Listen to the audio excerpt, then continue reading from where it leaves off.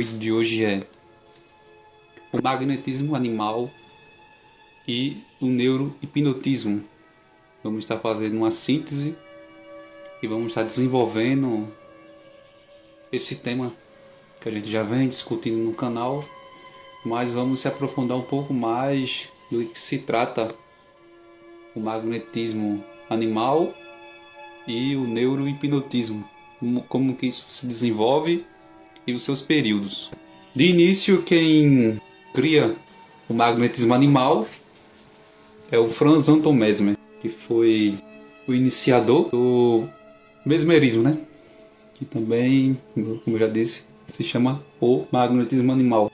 E o Mesmer, por ser o iniciador, ele teve os seus adeptos, pessoas que se interessaram e entenderam basicamente aquilo que ele queria entender, mas depois, de certa forma, cada um queria desenvolver mais ainda e modelar a técnica. Então, Mesmer foi o primeiro que começou a tirar essa técnica de um ponto de vista mais metafísico para um ponto de vista mais racionalista, e ele acreditava numa teoria chamada do fluido vital, que já vem ali de Paracelso, da ideia de éter. Existe um fluido que permeia toda a matéria.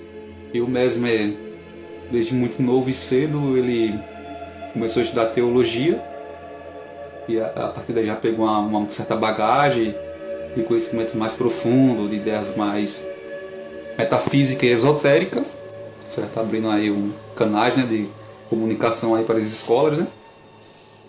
E mais tarde ele também se inicia em filosofia, que também de certa forma já abre um grande leque. E posteriormente, né, se forma como médico. E ele se baseava muito nessa questão da cura natural do corpo, dessa suposta força vital que o ser humano tem para restabelecer a sua imunidade, o seu organismo. Ele acreditava que existia o suposto fluido vital que permeia a matéria, e a partir da sugestão não verbal, que ele chamava de passes magnéticos, eles conseguiriam equilibrar essa força vital do ser humano. Mas também, ali no mesmo período, também houve o Marquês de Ponsegui, que também de certa forma era conivente com Mesmer, mas ele já acreditava que aqueles fenômenos que ocorriam não é necessariamente a força vital, ou que o Mesmer tinha esse poder, mas que o sujeito, que ele chama de sonâmbulo, era o portador dessa sensibilidade. Então o Marquês de Ponsegui se aprofunda no ser humano, uma ideia ali mais especificamente ali de Leonardo da Vinci, que o homem está no centro, e essa força está no ser humano, e pessoas acessam esses estados de acordo com a sua percepção. E ele acreditava no empirismo e nas experiências empíricas. Então o Marquês de Ponsegui já, de certa forma, já se distancia um pouco das ideias do Mesmer, se baseia mais na ideia de empirismo e de sonambulismo artificial.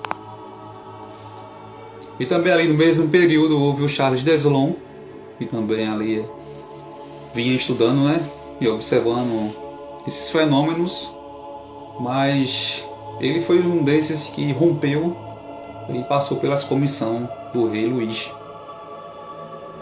Esse foi um passo muito importante para a exploração e o entendimento mais aberto da técnica, pelo ponto de vista ainda mais racional e empírico.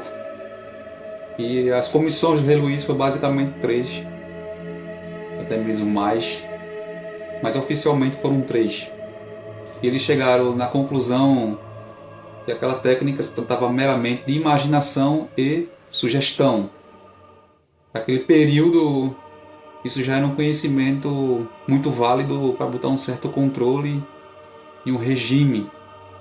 Mesmer queria ter a patente e não aceitava de forma alguma que aquilo que ele chamava de seus alunos, né, de observadores, até mesmo pessoas leigas, e queria de certa forma se apropriar daqueles conhecimentos que ele tinha se dedicado e estudado por anos. Então, ali, por ali já surge a ideia de imaginação e sugestão. E também se cria a escola dos imagicionistas, como adepto Abad Faria, Étienne Félix de Cuvier e o Dr. Bertrand. Um bloco onde que eles fortaleceram ainda mais a técnica. Esse já é basicamente um período. Isso é muito importante, a gente entender a história para a gente saber realmente de onde que veio esses conhecimentos. Esses conhecimentos vêm basicamente do mundo metafísico e esotérico, mas é muito importante a gente aprofundar as teorias. Ok? Uma das escolas esotéricas que você vê muito trabalhando nessa questão é os Rosacrucis, né? A questão da lei de atração e de todo esse conhecimento que envolve a mente. E também, de certa forma, a escola de ordem como a maçonaria, certo? Pois temos o Marquês de Conseguir, Étienne Félix Cuvier, que provavelmente era adepto dessas escolas. E o próprio Rei Luís nessa época também se interessou e queria saber desses fenômenos, essas curas, né?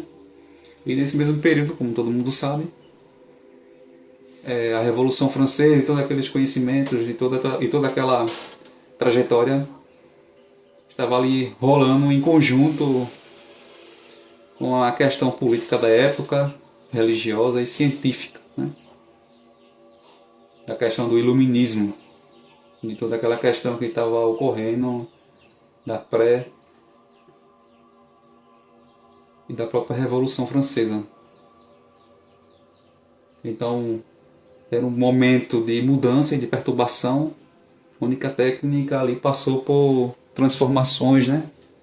Era um momento também, de certa forma, de inconstância, de impermanência.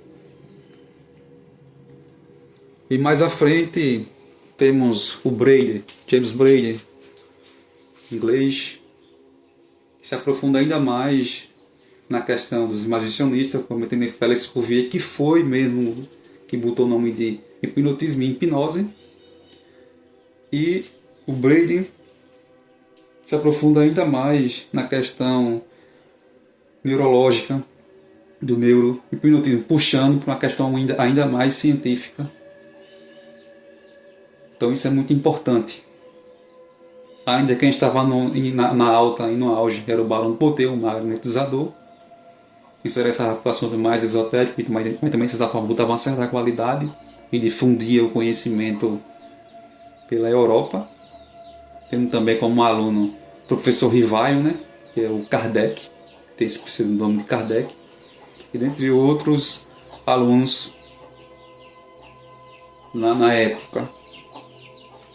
Então o Braid ele sintetiza ainda mais a técnica e a ideia do Étienne Félix de Cuvier e dos imagicionistas com Abad Faria, né, que tem um livro também chamado A Causa do Sono Lúcido, onde ele se aprofunda ainda mais na questão de sugestão.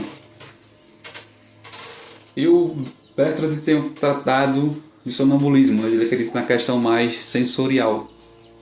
Então o Braid vem ainda mais para sintetizar e amarrar o conhecimento. Isso é muito importante. E o Baron do Poteu ali se encontra no seu auge, no auge do magnetismo, e escreve diferentes tipos de obra, como Tratado do Magnetismo Animal e também outros livros, e inclusive um livro chamado Magia de Voilá. Queira que não queira, o Baron do Poteu já tinha uma abertura para o inconsciente mais profundo, né, e a questão mais esotérica. Basicamente, o Paulo Potter é uma espécie de homeopata. E por aí o conhecimento vai se desenvolvendo e ao longo do tempo o magnetismo animal vai ficando um pouco mais para trás e a hipnose vai ganhando mais popularidade pelo mundo. E mais à frente surgem as duas escolas de conhecimento. A escola de Salpêtrière, que se aprofunda no conhecimento da hipnose, no magnetismo, de uma forma profunda, realizando experiências na Salpêtrière através do Jean-Martin Charcot e o Pierre Janet. E esses mesmos também acreditavam, de certa forma, que o inconsciente era constituído por linguagem, mas mesmo assim eles queriam aprofundar esses conhecimentos, como também esses antigos magnetizadores, dessa forma, abriu o caminho para entender ainda mais esses fenômenos psicológicos que ocorriam em diferentes estados mentais, e mais especificamente no sonambulismo. Então esses mesmos exploravam esse sonambulismo e as histéricas que apresentavam esses fenômenos. E também tinha, nesse mesmo período, a escola de Nancy, que acreditava na teoria do hipnotismo leve, que trabalha a questão da imaginação e da sugestão algo mais formal. E ali dividindo tinha o Freud, que também passou pelo Salpêtrière, mas de certa forma adere no futuro à escola de Nancy, para abordar uma ideia mais da conformidade mais social. E ele passa a se aprofundar ainda mais nas teorias da escola de Nancy, liderada por Hippolyte Benray e Ambrosio Auguste Leroux. E de certa forma, Ambrosio era, de certa forma, um magnetizador e hipnotizador, que fez experiência até abrir uma policlínica, escreveu livros, mas ganha um pouco mais de qualidade com Hippolyte Benray e une força na escola de Nancy, saindo basicamente vitorioso na conformidade social e na aprovação. Pois essas escolas, a escola de Nancy, estava um pouco mais regrada e aceita pela sociedade europeia, mais especificamente a sociedade francesa. E a Salpêtrière estava um pouco mais ligada à questão mais profunda e ocorria, de certa forma, fenômenos um pouco mais esdrúxulos, e essa questão de usar as histéricas. E acreditava que essa histérica apresentava esse fenômeno por estar apaixonada, por de certa forma estar submetida a certo tipo de psicologia do medo. Então, dentro da conformidade social, a escola de Nancy sai na frente. Mas na questão de aprofundamento, a Salpêtrière ainda é pioneira. E o Jean-Martin Charcot e o próprio Pierre Janet são estudiosos importantíssimos para o conhecimento. Então é isso, pessoal. Espero que vocês tenham gostado. Em breve estarei trazendo mais vídeo a respeito do tema do canal. E até a próxima.